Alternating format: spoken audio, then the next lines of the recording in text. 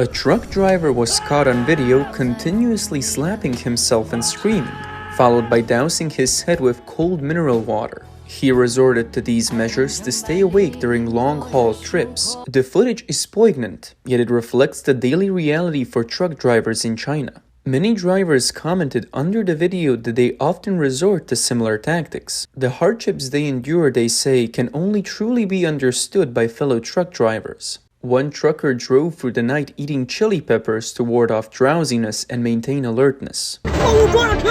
After loading up the truck, it's like my nights never end. I'm always in debt, and there's an endless supply of instant noodles. Most of the freight charges go to those platforms and to those heartless oil thieves, leaving just a tiny bit for me. Can you blame me for feeling exhausted? That's right, you heard correctly. The truck drivers not only endure the fatigue and pain associated with driving, but also have to guard against fuel theft when resting. A moment's inattention could mean the loss of a full tank of fuel, potentially rendering their trip unprofitable. As a result, many truck drivers find themselves sleeping under fuel tanks during breaks to prevent theft. Truck driving has always been a demanding job, characterized by long periods of solitude on the road, dealing with emergencies and dangers, and facing fines and exploitation by traffic police across various regions. A decade ago, when China's economy was booming, truck driving was considered a lucrative profession. However, due to the continuous economic downturn, the manufacturing sector struggles, and the decline in export trade, the logistics and freight market has suffered. With an oversupply of vehicles and scarce cargo, freight rates have plummeted, making the already challenging life of truck drivers even more difficult, with some saying they are being pushed to the brink of desperation. Just got back from Jiangsu. Look, the freight charge was just 5 or 6,000 yuan, but tolls alone were 3,000, and fuel was over 2,000. What's left after that? That's the harsh reality, but we all have to keep going, no choice. Running at a loss is the norm. If you're not losing money, you're lucky. Sometimes you make 200 or 300 yuan a day, but for such a big truck, that's not even enough to cover the wages. I officially became a truck driver in 1996. Been on the road for over 20 years now. My back is bad, and I haven't seen much money. 10 years ago, I could make over 1,000 yuan a day. Now, making 400 or 500 yuan a day is pretty good. Truck owner Mr. Zhang complains about the low freight rates, stating that his annual earnings are now less than a tenth of what they once were. I used to make over 100,000 yuan a month. After paying the workers and the truck loan, I could still give my wife more than 100,000. Not anymore. Who would use slightly worn tires back then? Toss them, buy new. Clothes were custom made. Now look at this shirt, 100 yuan for 3. The downturn in China's freight market has led to a contraction in the sales volume of heavy trucks and a decline in production and sales for associated commercial vehicle tire companies. The fierce competition in China's commercial tire market, dominated by domestic brands employing low-price strategies, has led to many international tire companies withdrawing from China's commercial tire market in recent years.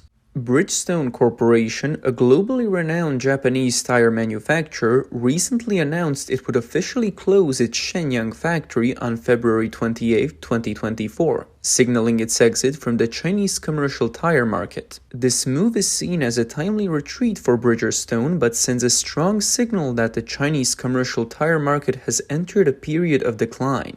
This reflects the broader trend of economic downturn and a prolonged slump in China's logistics and transportation market. Commercial tires, or truck and bus radial TBR tires, as opposed to passenger car radial PCR tires, have faced challenges. The Bridgestone Shenyang factory, established on March 19, 1996, was Bridgestone's first commercial vehicle tire factory in China, primarily producing all-steel radial tires for trucks and buses. Initially, the factory had the capacity to produce 260,000 tires annually. This capacity grew over the years, reaching 1.2 million tires annually by 2005. After an expansion and rebuild in 2015, the factory covered an area of 395,000 square meters, with a daily production of about 5,000 tires. Before its closure, the factory employed over 1,200 workers. The closure of the Shenyang factory marks the end of Bridgestone's 28-year presence in the Chinese tire market, leading to unemployment for a group of industrial workers, which is indeed lamentable. Combined with the ongoing trend of foreign companies withdrawing from China, Bridgestone's exit beyond market and economic reasons also hints at political considerations. Given Bridgestone's influence in the global tire industry, the factory's closure is symbolically significant. Before this, Bridgestone had already shut down its commercial vehicle sales operations in China on December 31, 2023. In fact, the Bridgestone Shenyang factory had ceased all production on January 27, 2024 and had entered the closure preparation phase.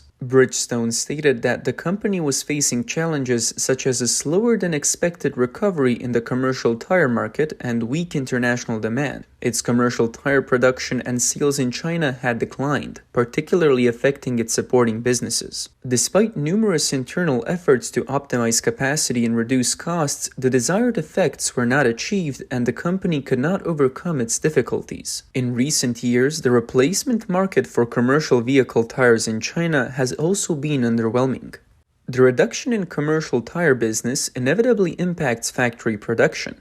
Therefore, the closure of Bridgestone's sole commercial tire factory in Shenyang seemed inevitable. With this, Bridgestone has completely exited the commercial tire market in China, although its passenger car tire business continues to operate in the country.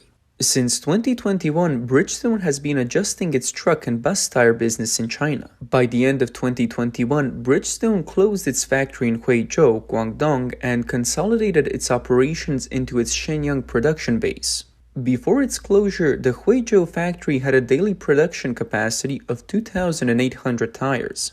Not only did Bridgestone exit the Chinese commercial tire market, but on August 17, 2022, Sumitomo Rubber, under its Dunlop Tires brand, announced the restructure of its Chinese operations, ceasing the sale and production of trucks and bus tires from January 1, 2023.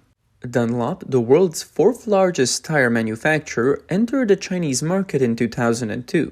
Its passenger car tires and truck and bus tires once enjoyed significant popularity and sales in China.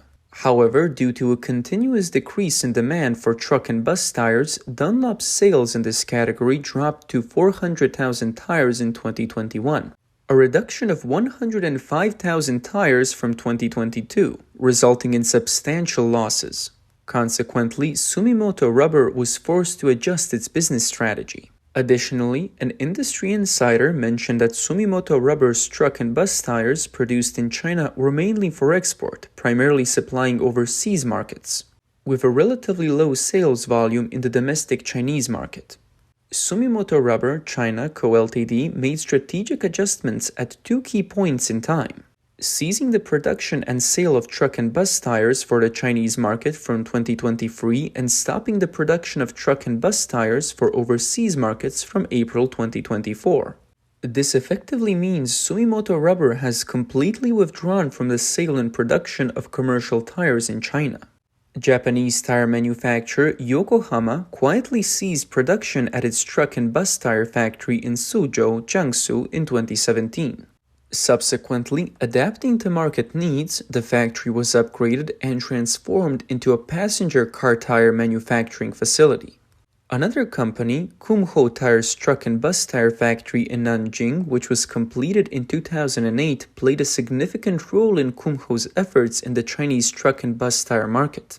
However, as sales and profits of commercial tires continued to decline, Kumho adjusted to the situation by ceasing the production of truck and bus tires and focusing on passenger car tires instead. Moreover, foreign brands like Michelin and Goodyear are also struggling in China's TBR market. Industry insiders predict that more brands may retreat in the future, leaving only a few international giants remaining. These foreign brands, after entering the Chinese market for over 30 years, not only flourished in the passenger car tire market, but also made their mark in the truck and bus tire market. However, with the aggressive rise of Chinese tire manufacturers and unregulated price competition, leveraging massive production capacity and low prices, among other tactics, they have fiercely contested the commercial vehicle tire market share over the past 20 years, gradually eroding the foreign brand brand's advantage in this sector. According to incomplete statistics, as of the end of last year, only 7 foreign brands had TBR full steel tire production factories in China. With a total annual capacity of 22.8 million tires, most of which were for export. The annual total sales volume of foreign brand TBR tires in mainland China is now less than 2 million tires. While many foreign brands continue to exit China's commercial tire market, it has been proven that the sales performance in the Chinese market does not significantly impact the overall revenue and profits of foreign tire companies. The profit situation of the Finnish tire brand Nokian Tires in the first 9 months of 2023 has illustrated this fact well. Nokian Tires does not have a production base in China, and all tires sold in China are imported from Europe. Due to the withdrawal of Russian production capacity and a decline in supply capability, Nokian's sales in China were almost zero in 2023. Interestingly, despite a downturn in sales volume in the third quarter of 2023, Nokian managed to turn its losses into profits. This indicates that the exit from the Chinese market did indeed affect its sales volume, but the impact was minimal and even had a positive effect on its profits. For foreign tire companies, the Chinese tire market is indeed large, but the survival space for all brands is being squeezed due to the abundance of brands, not to mention profit performance. Industry analysts point out that these foreign brands still hold an advantage in the passenger car tire market but have failed in the truck and bus tire market, primarily due to the different nature of the two products. Passenger car tires are consumer goods, where consumers have certain brand value expectations. However, truck and bus tires are considered production materials, where creating value is the primary factor in purchasing decisions.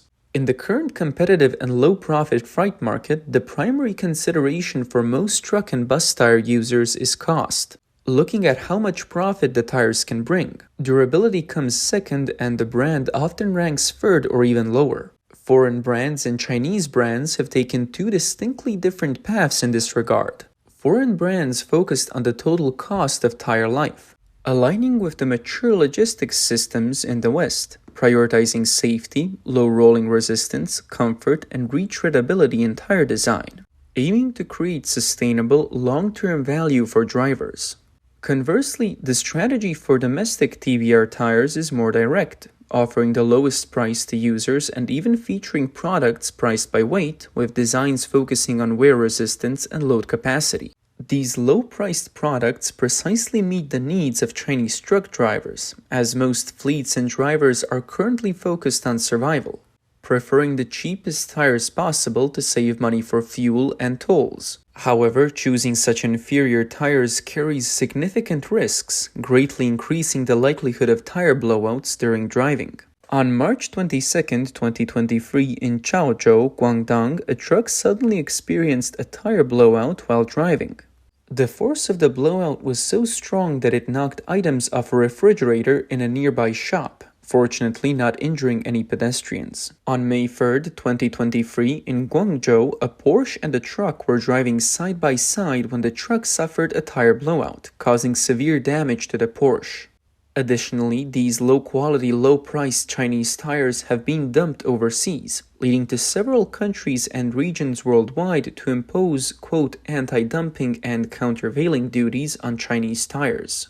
For instance, on February 1, 2023, the Department of Market Protection of the Eurasian Economic Commission issued a final anti-evasion tax decision on the anti-dumping case against Chinese low tires, imposing an anti-dumping duty of 14.8% to 35.4% on load tires exported with added wheel rims, as tire and disc or non-disc wheel rim assemblies, effective 3 months after the date of publication. In fact, on September 1, 2014, the Eurasian Economic Commission initiated an anti-dumping investigation against Chinese load tires, imposing a 5-year anti-dumping duty of 14.8% to 35.4% on the related Chinese products starting December 8, 2015. On July 2, 2021, the Eurasian Economic Commission announced it would maintain the anti-dumping measures against Chinese load tires and extend the validity period until June 28, 2026. Since 2014, the United States has implemented a series of double anti-dumping policies against Chinese tire companies, imposing double anti-tariffs multiple times in 2015, 2018, and 2021, such as charging up to 70% tariffs on Chinese truck tires. The anti-dumping duties range from 14% to 88% and countervailing duties from 20.7% to 100.8%. Under the pressure of double anti-dumping policies from Europe and the United States, many Chinese tire companies have moved their factories overseas and exported to the US from there. This is also one of the reasons why many foreign brands have withdrawn their commercial tire production bases from China. So, does the withdrawal of foreign brands from the commercial tire market mean that Chinese tire brands can rest easy? In fact, for Chinese tire companies, the departure of foreign brands is not necessarily a cause for celebration. Even if foreign tire brands completely leave the Chinese market one day, it is the Chinese tire brands that might be the most panicked. Firstly, the current sales trend in the commercial tire market is already concerning. Although Chinese brands have secured more market shares in fitting and replacement by relying on price advantages and squeezing out the foreign brands, the gradual withdrawal of foreign brands from the commercial tire market has led to price chaos in the Chinese commercial tire market. The prices of domestic leading brands have become the highest price benchmark, with more small and medium-sized enterprises using lower prices to erode the market share of leading tire companies in the commercial tire market. Just as the way leading Chinese tire companies used price advantage against foreign brands over the past 20 years. Currently, many leading Chinese enterprises are quietly using promotional tactics to implement price probing to defend the market share they have fought hard to gain. This means that leading brands have started a price war with smaller brands. The rampant price war in domestic commercial tires has also led the industry to sacrifice significant profits. If we exclude the profit margins of overseas bases, the profit performance of most Chinese-listed tire companies' domestic production bases is almost dismal. From the operating data disclosed by some Chinese tire companies, even newly established overseas factories can achieve profit margins exceeding 16%. However, some domestic factories have profit margins of less than 1%. Even for some companies' more profitable domestic factories, profit margins hover around 8%, a stark contrast to the profitability of overseas factories. The low-price competition has driven down profits, causing many companies to find ways to reduce costs and prices, while brand and technology stagnate. In contrast, foreign TBR brands offer more stable quality and hold significant advantages in patent technology reserves and core cutting-edge technologies. Large Chinese tire companies that once profited from price advantage have tasted the bitterness of shooting themselves in the foot. Now, as small and medium-sized enterprises once again use price advantages to seize market share in the truck tire market, Chinese tire companies face a tense warring states era. Feedback from dealers also indicates that in the price-conscious truck tire market, no brand can truly dominate. Truck drivers are always more concerned with price performance, especially when the transportation market is poor, prioritizing price over performance. Therefore, to maintain and expand market share, "thin profit, high sales" remains the current sales strategy for truck tires. Thus, both the Chinese market and overseas markets are contributing to sales, but profits rely solely on overseas markets. This is why when foreign brands exit the commercial tire market, Chinese tire companies generally feel anxious. With foreign brands leaving the Chinese market, large Chinese tire companies become the next target of low-price attacks.